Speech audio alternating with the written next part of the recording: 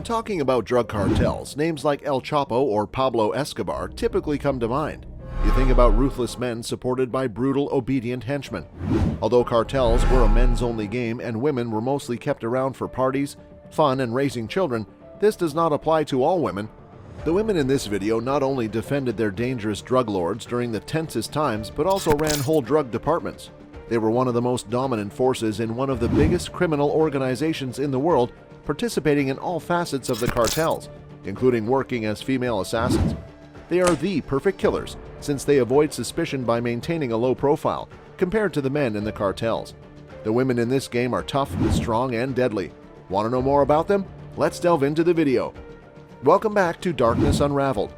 Queen of the Pacific, Sandra Avila Beltrán. Sandra Avila Beltrán, also known as Queen of the Pacific, is the most famous of the drug empresses. She was born in Baja California, Mexico, and is the third generation of her family. She has had affairs with various cartel bosses and has family ties to several strong drug lords, including Rafael Caro Quintero of the Guadalajara cartel.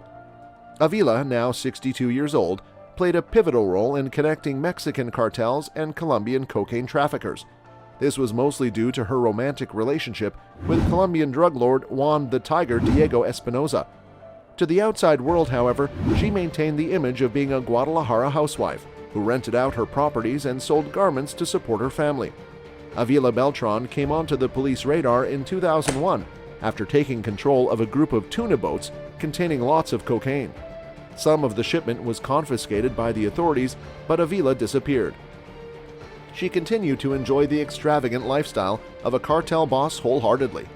She made countless millions, part of which she spent assembling a fleet of 30 vehicles and purchasing a gold Tutankhamun necklace encrusted with 83 rubies, 228 diamonds, and 189 sapphires for herself. But as we know, danger and bloodshed also come with all the glitz and power of being a prominent cartel boss. Beltrán's brother was tortured to death, and both of her husbands were killed. In a street ambush set up by enemies, she came dangerously close to death, but the start of her eventual downfall began in 2002. She contacted the police because her son was being kidnapped by rival drug traffickers. She paid a $5 million ransom to release her son, but this also came with another price.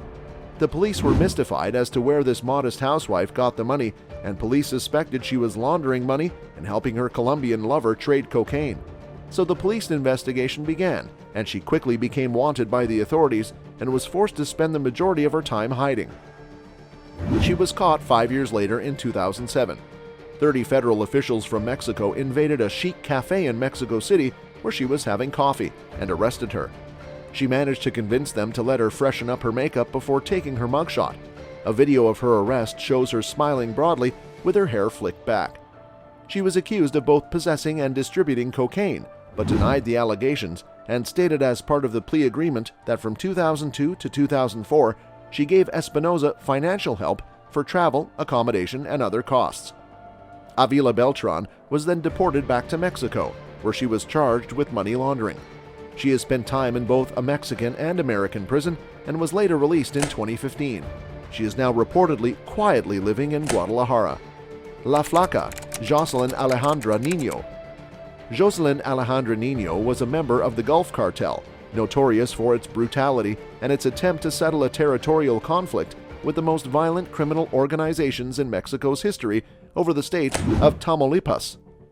Jocelyn, now known as La Flaca, the skinny one, may look innocent, but looks can be deceiving. She was responsible for carrying out harsh tasks such as the execution of rivals, the torturing of prisoners, and the confrontation of hostile cartels with M4 assault rifles. She has caused problems for multiple drug cartels, but kept a low profile until 2015. That's when a few pictures of her were anonymously posted online. These images show her smiling with what appear to be high-caliber rifles and a bulletproof vest. Investigators believe that a member of the Gulf Cartel's subgroup, Los Metros, leaked the images. They were in conflict with Los Ciclones, to which La Flaca belonged. The leak was done to undermine Los Ciclones, encourage further member leaks on social media, and maybe even help police locate the criminals. And this was exactly what happened. Her rivals were able to identify her from the few images, and death would soon come her way. Los Metros kidnapped Jocelyn between April 12 and 13 2015, in the town of Rio Bravo in Tamaulipas.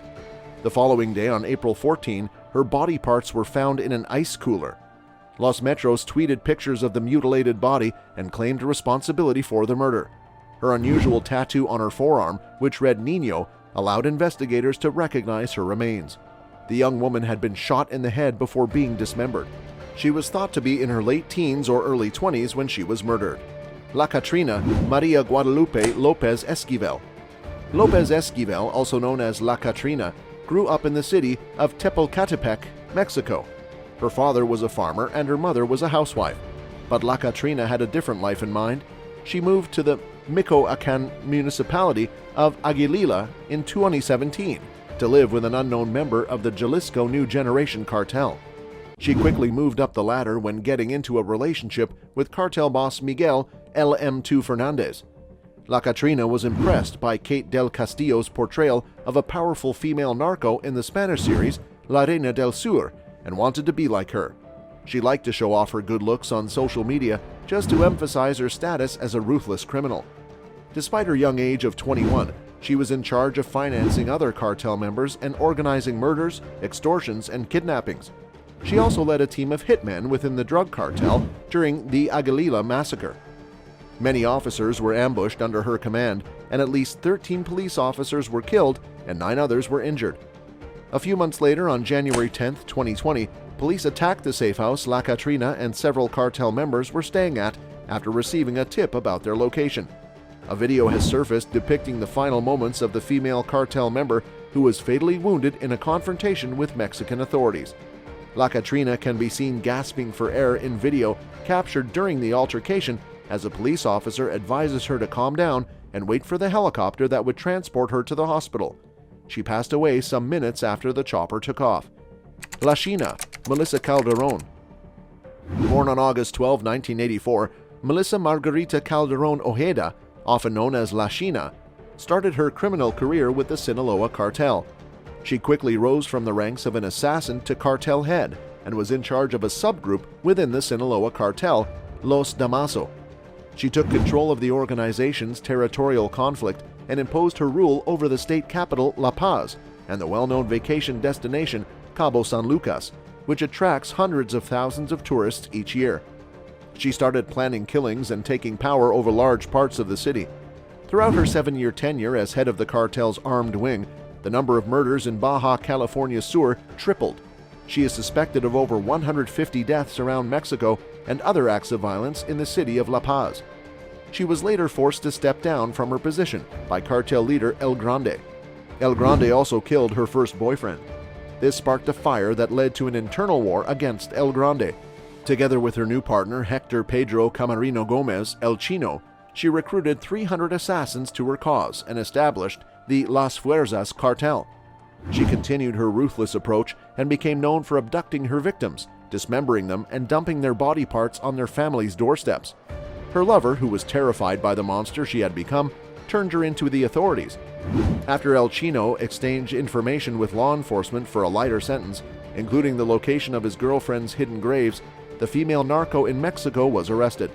La China was waiting to board a plane to Sinaloa at the Cabo San Lucas airport when law enforcement arrived.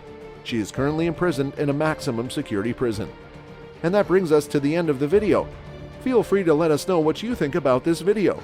If you want to see more videos about female cartel members and you like this video, then please leave a like and subscribe to our channel for more amazing content. Thanks for watching, and we'll see you at the next one.